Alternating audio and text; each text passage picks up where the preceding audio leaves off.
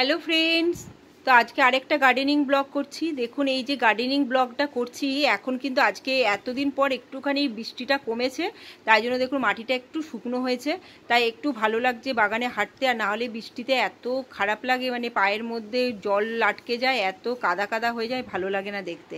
তো আমি যেটা দেখাচ্ছি প্রথমে, এই যে রেন লিলি ফুল গাছগুলো, এই গাছের মধ্যে দেখুন এই যে কালো রকমের এরকম পোকা আসে।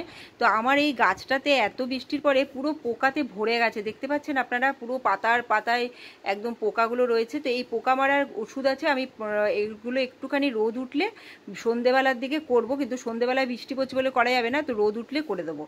তো তারপরে দেখুন এই যে কচুরিপানা গাছটা আমি বালতির মধ্যে লাগিয়েছি, কি সুন্দর করে বৃষ্টি পড়ার পরে কি হয়েছে, কচি কচি পাতা বেরিয়েছে, আর দেখতে কিন্তু খুব ভালো লাগছে।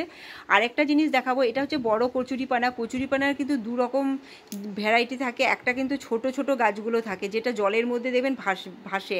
আমি তাই ড্যামের থেকে না এই ছোট, এই দেখুন ছোট কচুরিপানাও নিয়ে এসেছিলাম, যেটা কিন্তু খুব সুন্দর ফুলের মতো দেখতে লাগছে, মনে হচ্ছে যে সবুজ রঙের একটা ফুল ফুটেছে। দেখুন কি ভালো লাগছে এই ফুলটা। এটা কিন্তু এক ধরনের কচুরিপানাই। তো আমি ভেবেছিলাম এগুলো হয়তো বড় হয়, কিন্তু বড় হয় না, ছোটোর মধ্যে থাকে কিন্তু ফুলের মতো থাকে, দেখতে সুন্দর। আর এই যে রেন লিলি গাছে দেখুন কত ফুল হয়েছিল, এবার ফুলের পরে কত বীজ হয়ে গেছে, বড় বড় দানার বীজ। আর এগুলো বৃষ্টির জন্য কিছুই খেয়াল করতে পারিনি, তো আজকে সমস্ত কিছু খেয়াল করে করে ধরে ধরে দেখছি এগুলোকে, বীজগুলোকে কি করব, কেটে কেটে বাদ দিয়ে দেবো। আর এই রেন লিলিতে কিন্তু বীজের কোনো দরকার হয় না, এর বাল্ব থেকেই হয়ে যায় একটা থেকে আরেকটা। আর এবার দেখুন আবার একটু একটু মেঘ চলে এসছে, কিন্তু মেঘের মধ্যেও একটা সুন্দর জিনিস আপনাদেরকে দেখাচ্ছি, আমার গোলাপ বাগানেই রয়েছে। সেটা হচ্ছে এই যে বেগুনি রঙের ফুলটা, এত সুন্দর হয়েছে না আজকে ফুলটা দেখতে। আর এ কী করেছে দেখুন, এই যে পুরো গোলাপ গাছের মধ্যে পেঁচিয়ে নিজেকে কিন্তু দেখুন কতটা বাড়িয়ে নিয়েছে, এবং ওপর দিকে আবার ফুল ফুটেছে। এই গাছ যত ওপর দিকে উঠবে এর ফুল কিন্তু, ফুলের সংখ্যা অনেক বেশি হবে। তো সেটাই কিন্তু হচ্ছে, দেখুন এই যেহেতু জায়গা পেয়ে গেছে, অনেকটা পরিমাণে ফুল আবার নতুন করে ধরতে শুরু করে দিয়েছে। আর গাছটাও সুন্দর, দেখুন কত বড় বড় কুঁড়ি, রোজ ফুল ফোটে, খুব সুন্দর দেখতে লাগে, পুরো বেগুনি। কখনো অনেকগুলো যখন ফুল ফোটে না, তখন বেগুনি হয়ে থাকে। আর এই দেখুন এই গোলাপের কালারটা কি সুন্দর। আর এই মেঘলা হয়ে গেছে না বলে আপনাদেরকে আমি ঠিক করে দেখাতে পারছি না, একটু আবছা আবছা লাগছে হালকা, কিন্তু গোলাপের কালারটা খুব সুন্দর হয়েছে। দেখুন প্রত্যেকটা গোলাপ খুব ভালো হয়েছে, একদম গাছগুলো আবার সেই কচি কচি পাতা হয়ে নতুন করে ফুল দিতে শুরু করেছে। আর গাছগুলোর মানে এত বৃষ্টি সুন্দর হয়েছে, এই গাছগুলো কিন্তু খুব ভালো হয়ে গেছে বৃষ্টির পরে।